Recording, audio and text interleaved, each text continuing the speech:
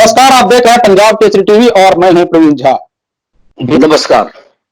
बिहार के अररिया में जिस तरह से चौकीदार के मामले ने तूल पकड़ लिया है, उसके बाद से लगातार विपक्षी दल सरकार पर हमलावर है। विपक्षी दलों का कहना है कि इस मामले में सिर्फ एक जमादार पर को सस्पेंड किया जाता है, लेकिन जो कृषि पदाधिकारी है उनका प्रमोशन कर उनको पटना बुला लिया जाता है। इसी मुद्दे पर बात करने के लिए हमारे साथ मौजूद हैं बिहार के कृषि मंत्री प्रेम कुमार जी। प्रेम जी, आपका बहुत बहुत स्वागत है। धन्यवाद।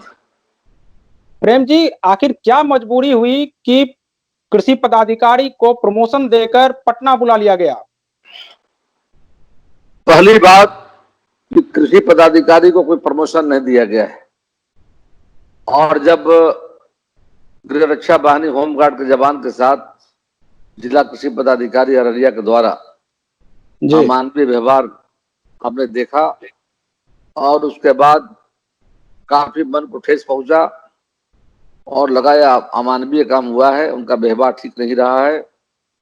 और उसके बाद हमें लगा कि एक और जहां देश के आदरणीय प्रधानमंत्री नरेंद्र भाई मोदी जी के आह्वान पर देश के हित में, समाज के हित में, राज्य के हित में पुलिस के जवान हूँ, होमगार्ड के जवान हूँ, डॉक्टर हूँ, नर्सेज हूँ, ये सभी लगकर जिस तरह से और बेहतर सेवा देने का काम कर रहे हैं, नहीं उनका तो हमने स्वागत किया था। आपको नहीं और लगता कि जब आप खुद ही कह रहे हैं कि ये अमानवीय कार्य है, तो इसके बाद उनके ऊपर कार्रवाई करने के बजाय उनको पटना वापस बुला लिया जाता है उप निदेशक के पद पर, तो यह कितना जायज है? आप पूरी बात जान लीजिए, मेरी बातों को सुन लीजिए, फिर अपने सवाल को आप रखेंगे। पहली बात कि जिला कृषि पदाधिकारी अररिया पर FIR भी हुआ, नंबर 1। और FIR के बाद हमने तुरंत वहां से हटाने का आदेश दिया है ताकि जांच प्रभावित नहीं हो। विभाग के द्वारा भी जांच की जा रही है, और साथ साथ विभागीय कार्रवाई का भी आदेश दिया गया है।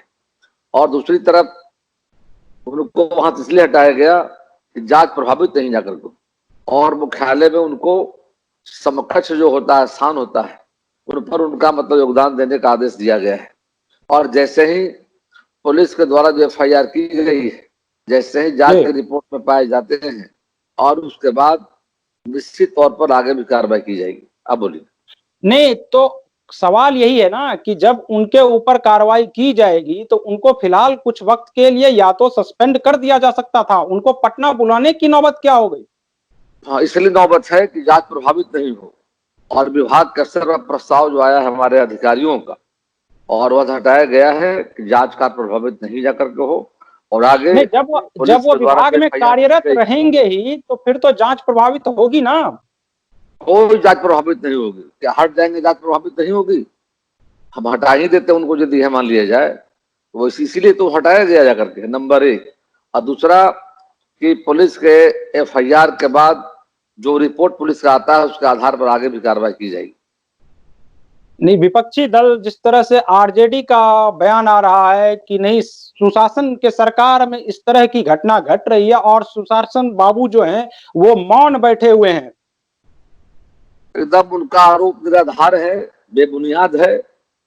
और विपक्ष के साथियों से हम कहना चाहेंगे, जिस तरह का वो लोगों को भ्रम फैलाने का काम कर रहे हैं, इनका हमेशा यही काम रहा है, लोगों में भ्रम फैलाना। कोई प्रमोशन नहीं हुआ, नंबर 1। जिस तरह का उन्होंने एक भ्रम फैलाया लोगों के बीच में, लोग जान गए हैं, और विपक्ष को अच्छी तरह बिहार और देश की जनता जानती है जाकर के। और इसीलिए विभाग के द्वारा उनको नो कोई प्रमोशन है जाकर के, उनको वहां से हटाकर कृषि पदाधिकारी का पद और उप निदेशक का पद क्या बराबर पद है? समकक्ष पद है, दोनों एक ही वेतनमान में, और समकक्ष पद है।